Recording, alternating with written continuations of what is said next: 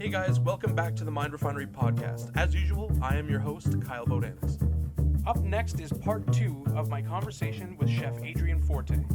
Before we get to the show, a little Mind Refinery news. We're happy to announce Plated Episode 2 from Cairo with Love, featuring Maha's Egyptian Brunch, will be participating in this year's Toronto Web Fest.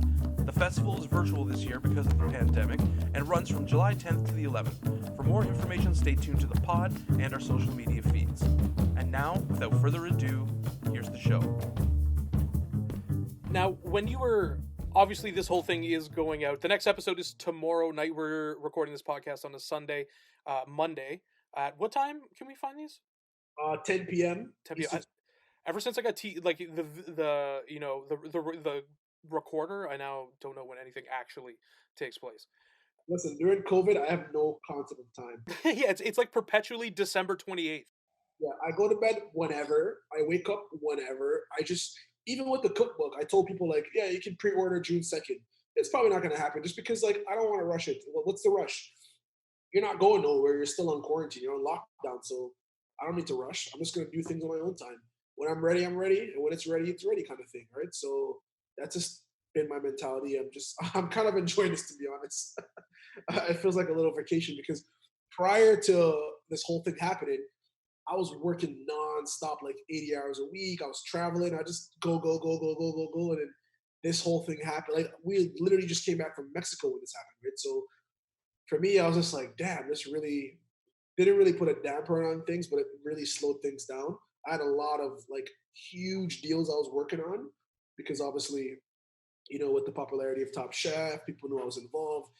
There was already talks of like a lot of things. So that's the only thing I'm bummed out about is like all the future opportunities. But at the end of the day, I'm actually kind of thankful for the opportunity to like be at home, spend time with family, be alone with your thoughts. I do yoga every morning now. And you know what I mean? Like, I feel like I'm in a better mental state. I felt like everybody needed this, especially the hospitality industry. You know how destructive it can be in terms of like being out late, drinking, doing drugs, stuff like that. I was never really a big part of like that culture, just because most of the cooks that are around me are into fitness. Like, I usually run all the time with my run club. Like, we're all hospitality related. So, but yeah, I felt like this is a good reset for a lot of people who were having challenges with those issues. So yeah, kind of made sense. I think it's not often that, or ever, that the world kind of just stops and takes a breath. And I mean, I've been telling people, like, obviously this has happened for terrible reasons, but if you have this time, like, use it for something, really, really, really good. Because, like, you don't get this chance where you're allowed to just focus on what you want to focus. And, like, you mentioned substance abuse. And this being strung out and working in the industry is a rampant issue, and you don't see self-care as part of the MO for cooks, so it's kind of cool that you're getting to do that now. To kind of put a cap on the food network narrative of what you're doing, so we can't get into too much into we can't get into what's happened. It's happening. How do you just feel about your overall effort on the show? Man, honestly, I feel great. I think I did.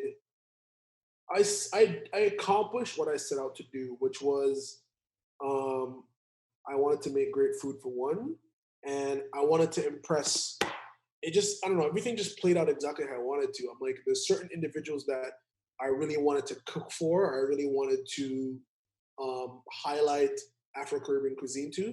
So I like have, for example, like Daniel Boulud trying, my dish during the quickfire and telling me that I had like one of the best dishes under the challenge. That to me is gonna be a moment that I'm gonna relish forever. Well, what are you going to say to that? Like, it's, what I mean, it's incredible. It's like I think the reference I used at the time was like he's like a Paul McCartney of cooking.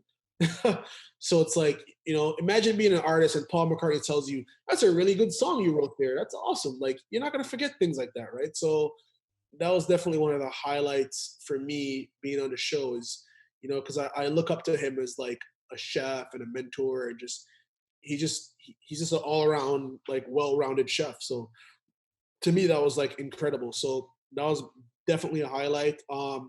Restaurant Wars for one. Once again, I got to highlight Caribbean cuisine. I made an amazing oxtail dish. that the judges loved.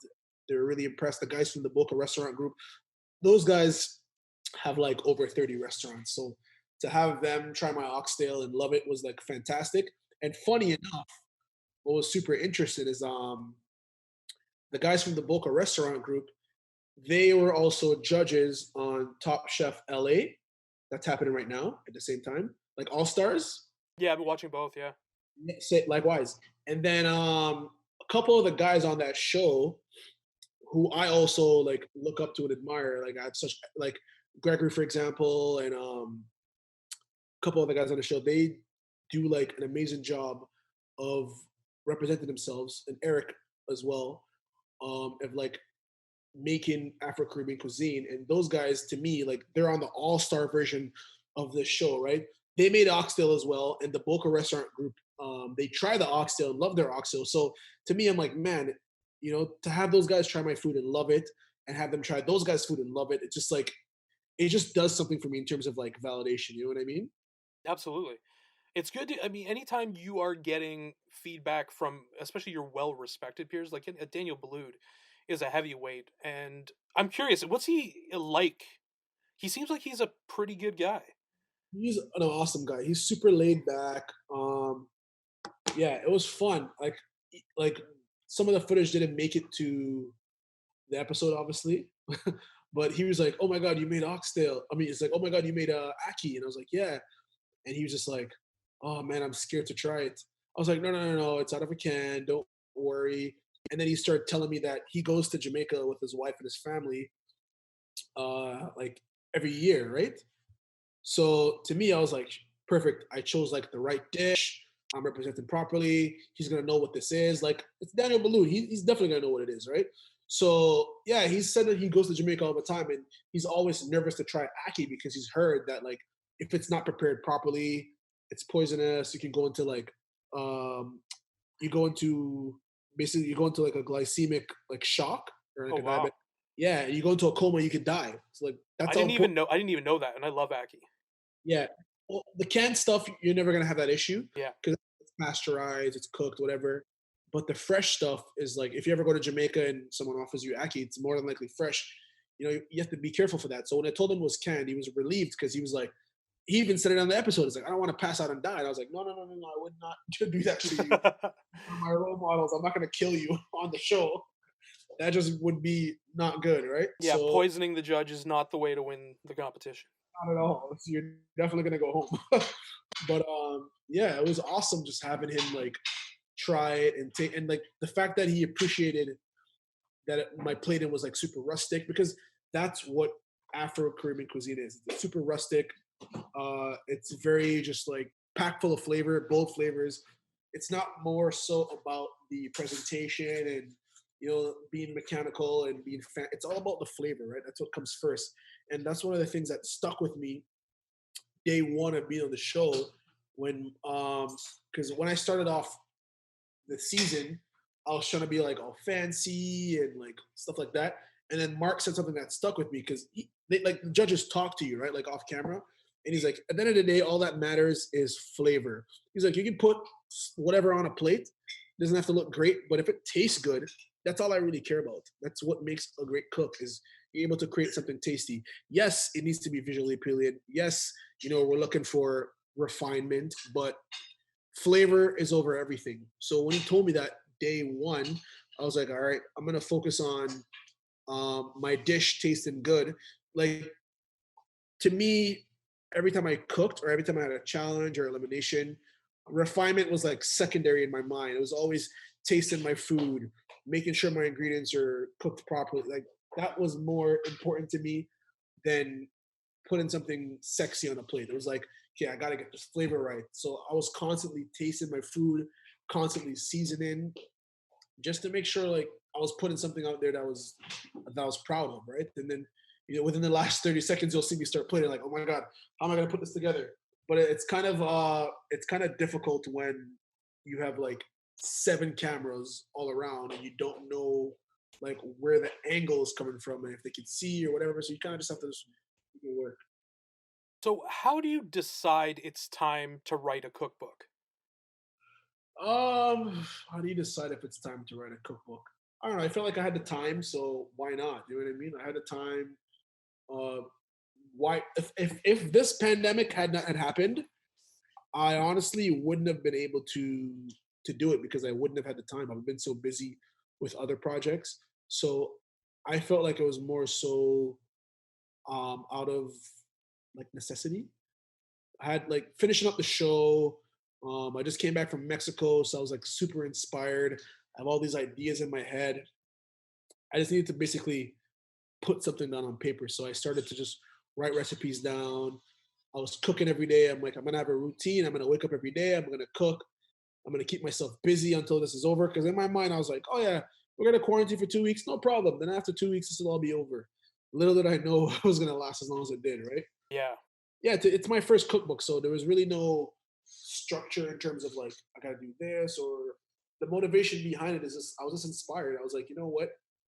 Um, I'm gonna do this because a lot of times I'll post something on social media and people will message me and say, "Oh, this looks awesome," or "Oh my god, I want to try this," or "Where can I get this?" And because I don't have a restaurant, I often say to people like, "Oh, I made this at home," or "Oh, I just did this because of whatever reason," or "Oh, I just felt like making coconut fried chicken today." And then I decided I'm just gonna put the recipes out there, and then people really, really gravitated towards it. So I figured, if people are asking for recipes, like just today, someone asked me for a hard bread recipe, and I was like, I'm gonna put it in a cookbook. So if you want the recipe, buy the cookbook when it comes out, kind of thing. And the person's like, yeah, I'll wait for it to come out. Like I'm not gonna. I guess they wanted to make an attempt to make hard bread because everyone's baking these days. And yeah, he was just like, yeah, I'll wait for the cookbook to come out. I'm not gonna try it right now, but I'll wait.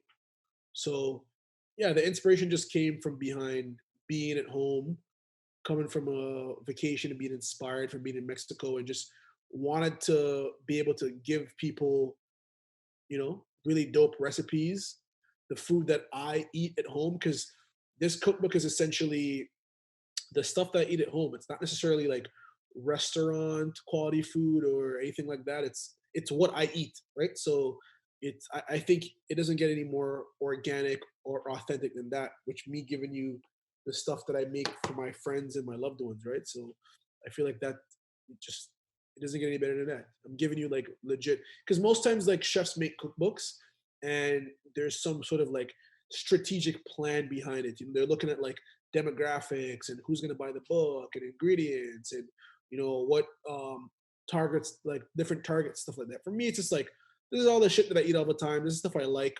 I'm putting it in a cookbook. Here you go, kind of thing. I think that's reflective of the way. I think it's definitely reflective of the Toronto culinary scene and how it's grown. Because now you're seeing, like, I guess, a little bit more of a democratized way of making food. So you're seeing restaurants that are just opening where they're selling three things, and it's representative of what they enjoy and where they come from.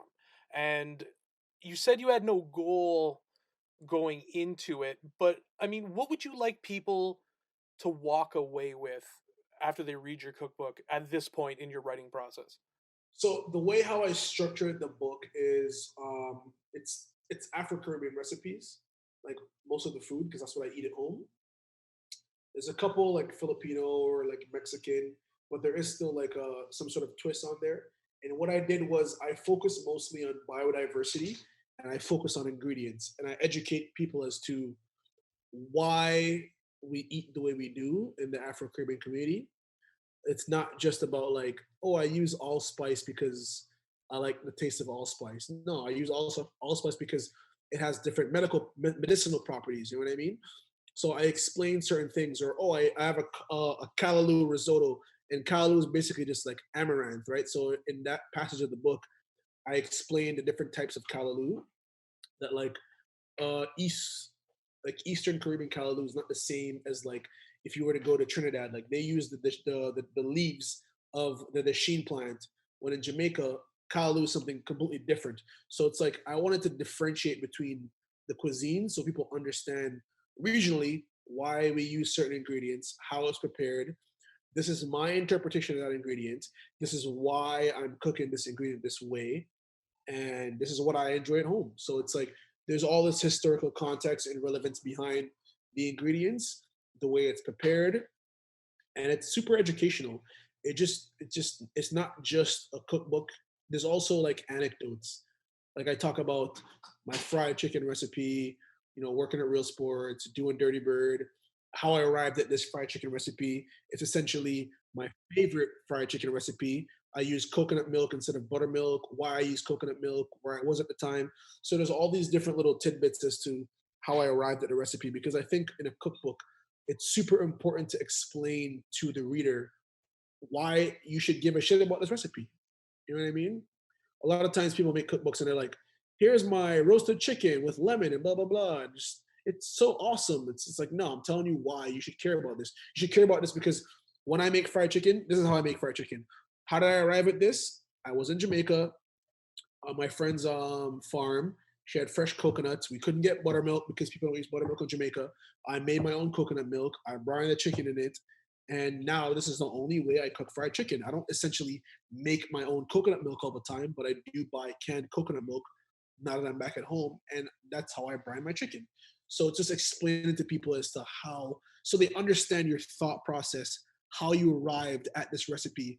And it's kind of cool. It's like when an artist writes a song and it's about like heartbreak, and you see the girl that they're writing the song about, like, or even like a Taylor Swift song when she writes about whoever broke her heart, and you see the person, it's like more relatable. So I'm trying to just basically be more intimate with the reader so they understand my thought process, how I came to this recipe and why they should care about it.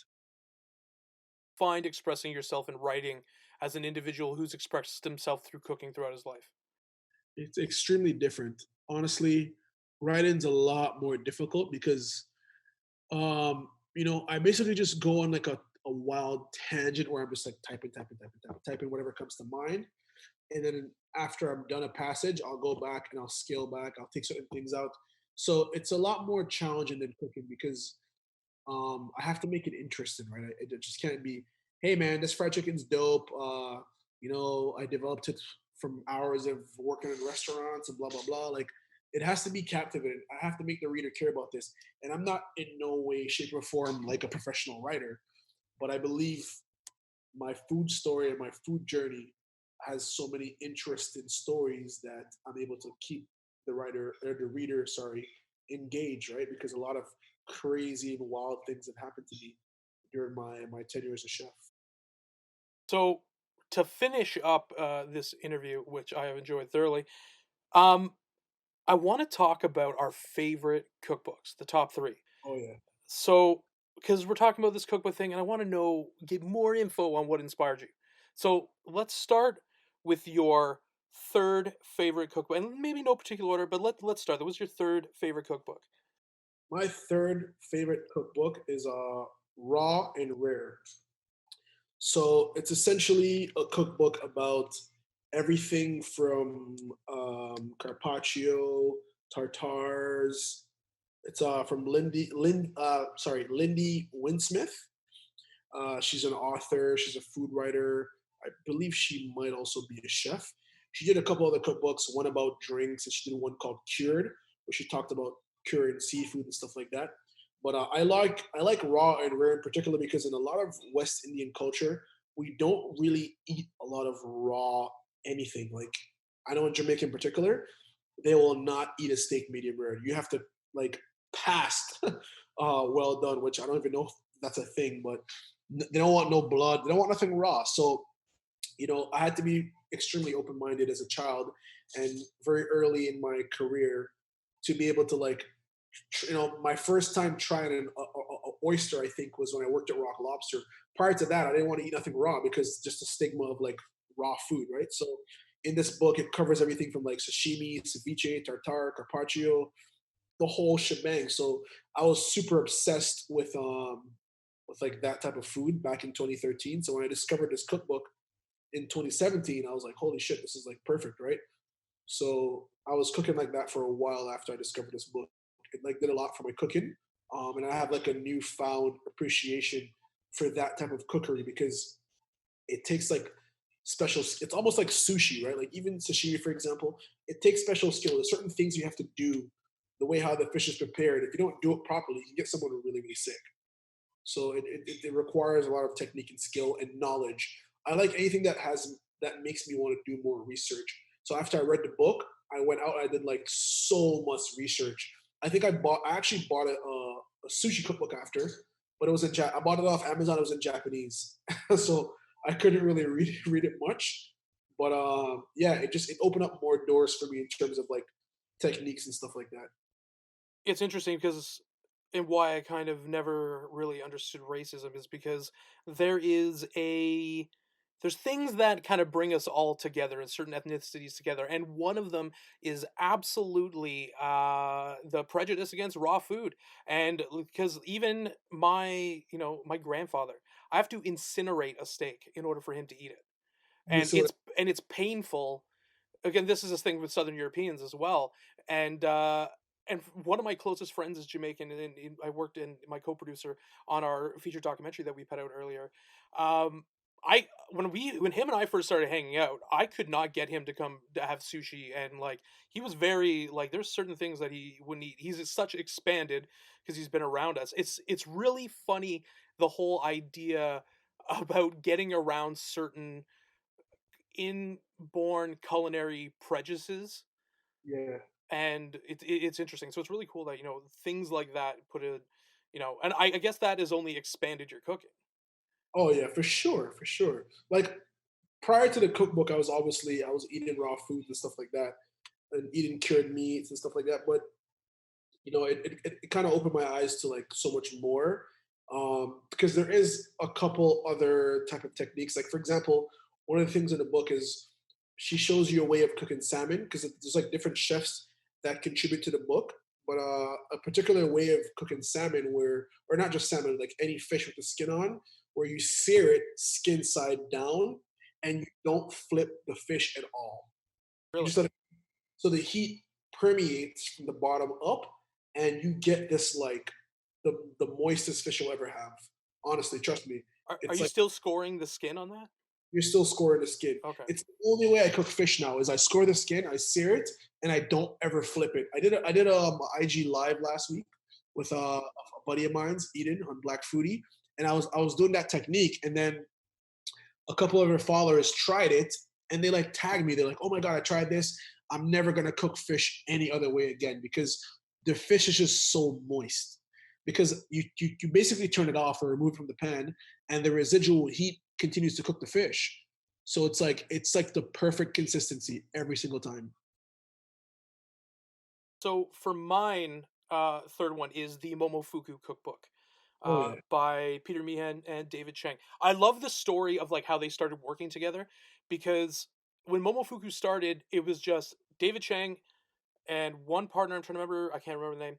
Uh, the small restaurant. All they were doing was serving one type of of ramen, yeah. and that's what they did. And for the first 6 months, like they thought that they were going to go under. And Chang comes from this whole not Michelin star training. I mean, he trained. His is from traveling, going to Japan, and stuff. And when Peter Meehan did the first review of Momofuku, he was like, it's meh. And Mm, it's David Chang, and you're like, okay. But he went in and re-reviewed it later. You said, I want to give it another try, and he ended up loving it. And he called David Chang and being like, I just gave this a really good review. You are going to be absolutely busy, and the rest is kind of history. And I love that story and how it began this collaboration between them that has led to things like Ugly Delicious, and some of the oh yeah. Mind of a Chef. And I think what it is really good for is inspiring people to not give up and to stick to your guns, because at some point you can make it work. And I really think that the Momofuku book is, the starting point of this big empire that's built. But I mean, that's my favorite part of the story, rather than the empire. It's the early beginnings and the the demonstration that travel and going and immersing yourself Mm, in those cultures. And also it was a way, even though it's ramen, it was a way for him to continue to discover his own Korean cooking roots, mm, and as a way of getting in touch with Asian cuisine that needed more big ups in a North American setting. mm. And I think he's one of the real kind of pioneers of that in the modern sense and where we are, taking it beyond just going to Chinatown and stuff. And he's been a really big advocate for that. And I felt it started with that with him, and that's why I really really loved it. I have a lot of respect for David Chang, man. He's done like a lot for the industry in terms of like acceptance and opening people's eyes. Himself and Anthony Bourdain, obviously, it just to the masses, making people more accepting of other cultures and yeah. So that's a really good one. I like that one. All right, what's your next one? My next one's gonna be Provision. So it's a Caribbean cookbook.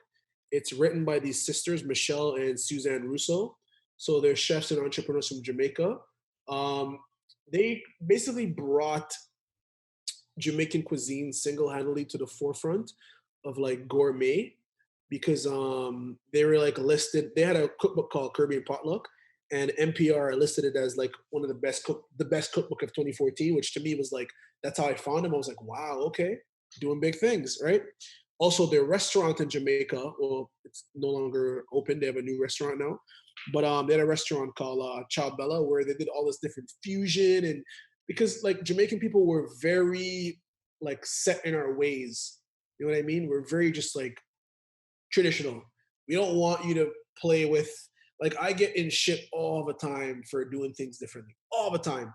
You know what I mean? People come to me and say, "Man, why'd you do this way? That's not how it's done. You're not supposed to do it like that." And I'm like no, like I'm about being progressive. So they were like super progressive. They changed the landscape of the culinary industry in Jamaica.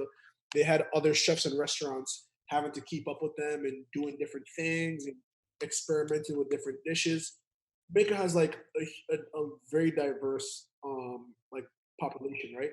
Everything from like East Indian to Asian. There's a lot of Russian, like Europeans in Jamaica. Like I don't know if you know that or not, but the motto for Jamaica is out of many one people, right? So it's not just Afro Caribbean or Black people in Jamaica. It's made up of like people from all different walks of life. So for them, they basically took all those different cultures and molded it into what is now known as Jamaican cuisine, which is being able to make a Chinese dish and call it Jamaican because there is Chinese people in Jamaica.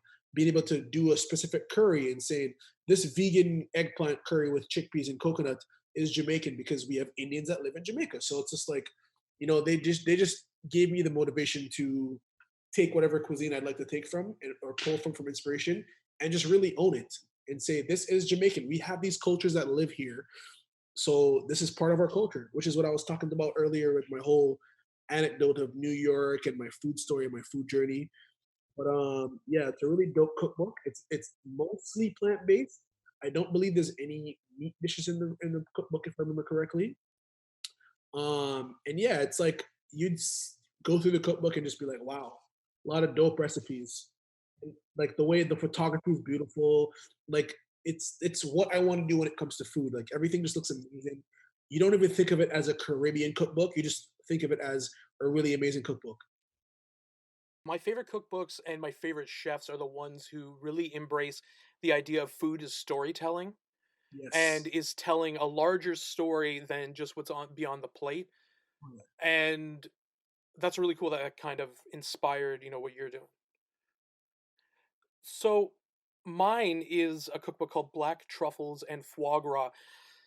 And sorry, not black truffles and foie. It's black pudding and foie gras. And this is one of the cookbooks I've used the most. I was chef at a steakhouse for a while, a well-to-do steakhouse, and I really got influenced by game and English cooking, and like the elevation of English cooking. And I will never normally use the term elevated, but British cooking can be kind of bland. And like what Andrew Pern was able to do is with his book, he went off in the world, he went into Michelin star kitchens, he did the French cooking, but when he returned to Yorkshire, he kind of understood what it was all about and really embraced the with his restaurant the Star Inn, he really embraced local cuisine and the relationship between farmers and the area you come from and the culture you have in terms of informing and especially British food, which really, despite the success of British chefs, gets a bad rap. And my only knock on this cookbook is that he put a suede cover on it, A and sweet. the cover is suede. So like when I went to buy the cookbook in Kensington Market, the person was like, "This is a really good cookbook, and I'm excited for you for getting this, but I have no idea how you're gonna have this in the kitchen without it getting fucked up." Within maybe 4 weeks, mine was completely covered in sauce and fucked up, and Oh it's my. just like, oh yeah, it was hilarious. So I ended up having to buy a second copy. The notable meal, the first meal that I kind of made from it was this. It's this pork belly with star anise and with a cider reduction, and I Mm. tried making it, and I'm like, honestly, this is so flavorful and so fantastic, and it just is the complete opposite of what you consider when you're looking at British food. So what's your next one? This is your final one, number one. My final cookbook, man, it's gonna have to be the Noma Guide to Fermentation. That book, literally, for years. So for years, I've been fermenting and pickling and doing all these different experiments, and uh, I learned these techniques from my grandmother, right? Because she would do them as well. Like even right now, I have like fermented Scotch bonnets, red Thai chilies. I make my own pineapple vinegar. I make my own garum. So it's so crazy that for years I didn't even understand what I was doing. So to be able to get a book like this that breaks down the science behind it, because when it comes to cooking, I'm a little bit of a geek, right? So this book breaks down the science of like lacto fermentation, and then I haven't read it. I want to lacto ferment everything because I understood why the things I was pickling and fermenting tasted so good, right? I understood why the umami flavor that you'd get from lacto fermented something increases or enhances the flavor of your dish. So yeah, this is like the quintessential book for me. Just also because David Zilber is from Vancouver, and he's from Caribbean descent, which so that was kind of a bonus also. But yeah, it really explained things from us because I love when it comes to food. I like things explained to me from a scientific perspective. That's how I understand things. So having bought this book, read it, I was like, wow, everything makes so much more sense now. And my processes have gotten a lot better. And what's so funny is that they discovered all these things through accidents, right? That's what's so fascinating is that these are all accidents. And a lot of times for myself, some of the most delicious dishes that I've come up with or recipes are just happy accidents. You forget something or you forgot about something or you spill something by accident and then you're like, oh shit, and then it just comes out good. So it also made me realize that it's never too late to turn something around. So and the recipes are approachable. It's literally just time. That's all it is, and it's very practical. um yeah, it's like edible chemistry is what it is. But I've always been into like science and stuff like that, so for me it was mind blowing. It's a perfect way for people to experiment with like different levels of fermentation, and it's very engaging for the reader. And I like how it's very well written also.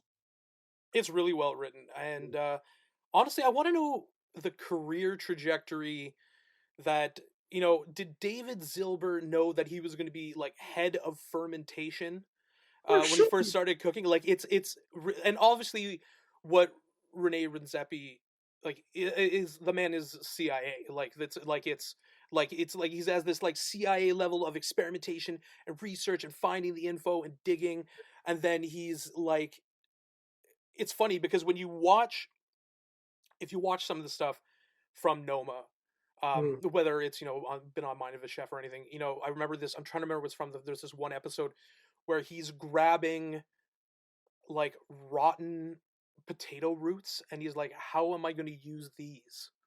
Or in like in from, and it's just it's thinking out of the box, and I think that David Zilber is one of those people where I'm super interested in what they're going to do, because if head of fermentation, he will inevitably leave Noma. I want or start his own restaurant under the banner. Yeah. I really want to know how he's going to use that. In even in a larger operation that he's putting together, because he's become a star and he's fantastic. He's a star within his own right. He's actually a guest judge on tomorrow's episode of Oh Top my, Chef. that's fantastic. Okay, so you got to were you trying not to fanboy over that? Because I would I like. I was trying not to fanboy. When I saw him, I was like, "Holy shit, this guy's here!" I'm like, they really upped the budget this year. But I was like, yeah, I really gotta impress him. So I tried to go super hard. But yeah, I was like, man, I wish I had my book so he could sign it. It was crazy. It was honestly so crazy. But yeah, man, that for me is like quintessential. It's also like super original. Before this cookbook, because a lot of cookbooks are the same. You know what I mean? If you look at like certain genres, it's all the same shit. For me, this was the most original cookbook of like the decade. No one's done anything like this ever. So that's what really like caught my attention. I was like, a book on fermentation? Interesting, Well, right? yeah, that's and I just bought it because I'm a huge fan of Noma, and that's kind of how I got into David Zilber and just realized that this is it's fantastic. Yeah, it also got me into like a different way of cooking and different ingredients. So it's like, because you already know that fermentation changes the building blocks or the molecular structure of certain ingredients. And like, for example, if you add like a raw Scotch bonnet to a dish versus one that's been fermented, those are two completely different flavor profiles. You know what I mean?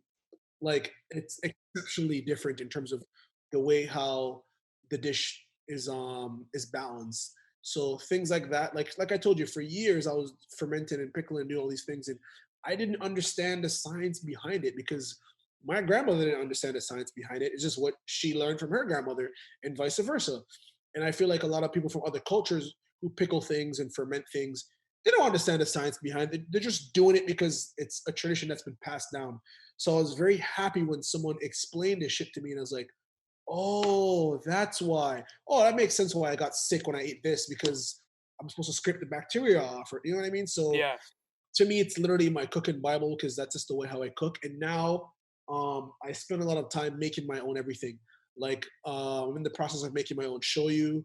I made my own vinegar. It takes because these things take a while, right? So yeah, I made my own pineapple vinegar, which I use for the dinner you're at. We did a black yes.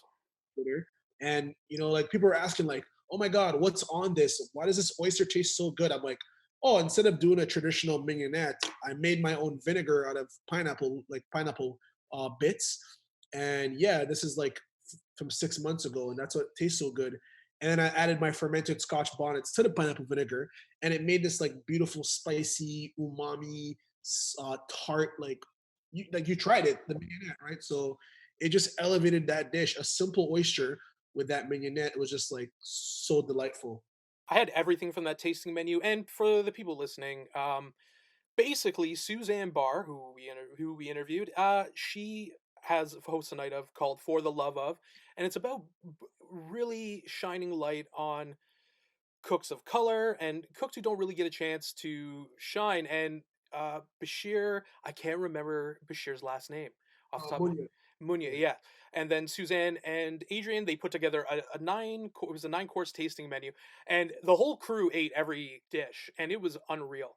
I was really, really, really impressed by the stuff you put together for it, and it's funny, David Zilber, and reading about what they did, like even on a simplistic level, for example, making hot sauce, Yeah. not using straight up peppers and using fermented peppers, and just realizing that it adds a whole layer that you can't, because I mean, if you're putting unfermented hot peppers straight in, especially like Scotch bonnets, it has a very aggressive, unbridled flavor, which can Yes. be good for turning up the heat, but that richness and you know that texture and that it's hard to even describe when you're putting fermented peppers and using them Yeah, in a it's like sauce. luxurious. It's almost like umami. You know what I mean? Yes, 100%.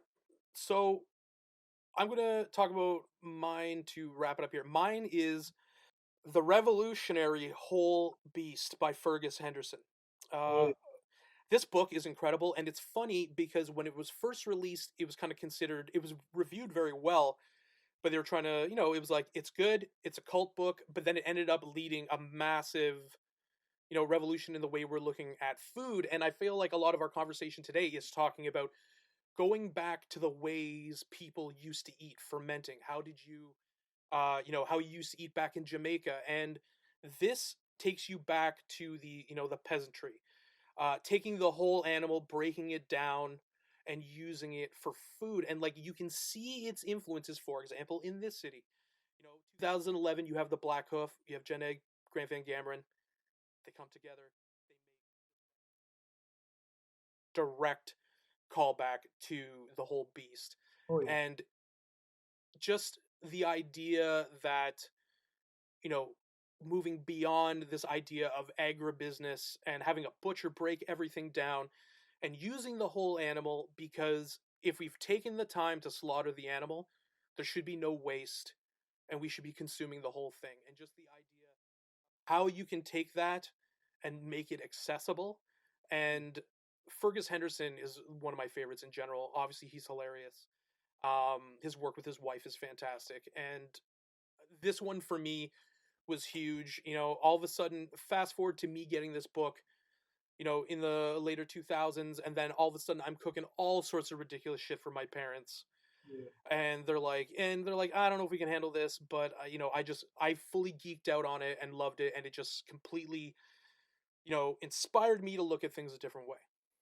Man, this is definitely my number one prior to the fermentation guide coming out. So, I completely understand what you're saying, because a lot of Afro-Caribbean cuisine also is nose to tail dining. You know what I mean? Like in Yeah. Jamaica, we eat everything from chicken feet, oxtail, goat tripe, cow cod, which is literally the testicles. Yeah. You know what I mean? Goat head soup. Like we don't waste anything.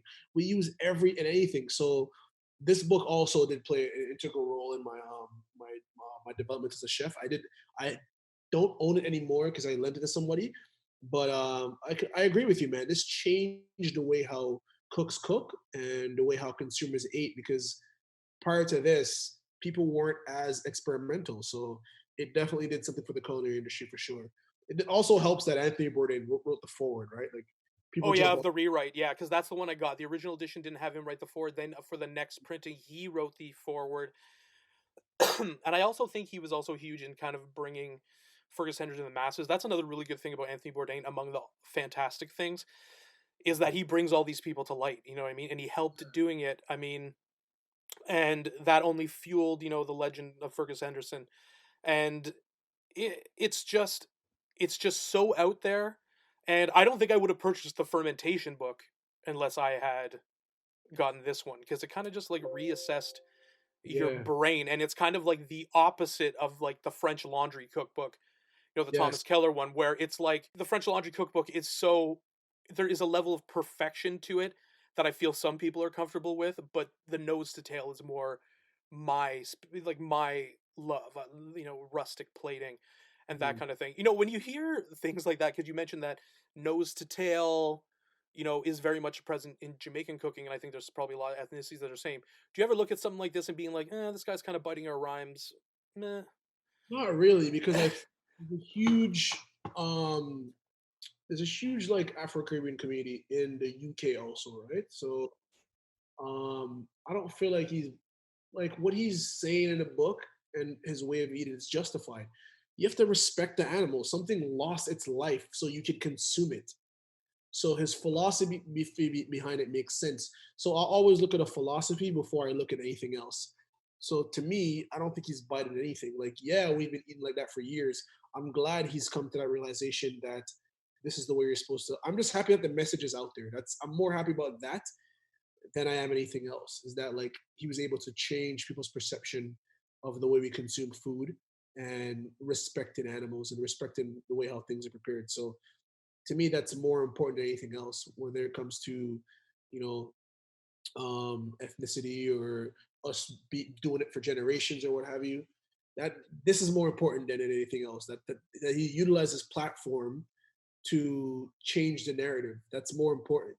So now people are going to be more open to going and go trying an oxtail or trying whatever because he said it's okay. So that's fine with me. On that note, Adrian, thank you so much for doing this. You guys definitely check out Adrian on Top Chef Canada, and if you ever get a chance to eat his food, trust me firsthand, I've eaten a lot of it. It's fantastic. Thank you very much, Adrian. Thank you so much for having me. It was a pleasure, man. All right, guys, thanks for listening. Just a reminder, if you like this podcast and want to keep hearing it, subscribe and give us a 5-star review. And if you're not already subscribing to our YouTube channel or following us on social media, get on it. You will not regret it.